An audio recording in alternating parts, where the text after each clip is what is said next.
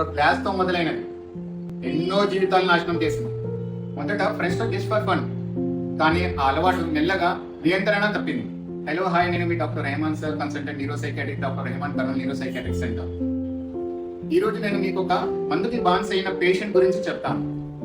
Patient ఉద్యోగం బాగానే ఉంది, కుటుంబం బాగానే ఉంది, కానీ రోజు ఒక గ్లాస్ తో ఏమవుతుంది అనుకున్నాడు. రోజులు గడిచే కొద్దీ ఆ ఒక గ్లాస్ 2 అయింది, 3 అయింది. మొదట ఆనందం కోసం తాగడం మొదలు పెట్టినవాడు తర్వాత దాని కోసమే బ్రతుకుతున్నట్టు మారిపోయాడు. దాంతో ఇంటి గొడవలు, ఆరోగ్య సమస్యలు, ఉద్యోగం పోవడం ఇవన్నీ ఒకటొకటిగా మొదలయ్యాయి. చివరికి ఇప్పుడు అతని జీవితం మద్యం చుట్టూ మాత్రమే తిరుగుతుంది. ఇలా అతనికి ఆ మద్యం మొదట్లో తాత్కాలిక ఆనందం ఇచ్చినా చివరికి శాశ్వత నష్టాలనే మిగిలించింది. లివర్ నాశనం, గుండె బలహీనత, మెదడు పనిచేసే తీరు తగ్గిపోవడం ఇవన్నీ ఆల్కహాల్ అడిక్షన్ ప్రభావాలు.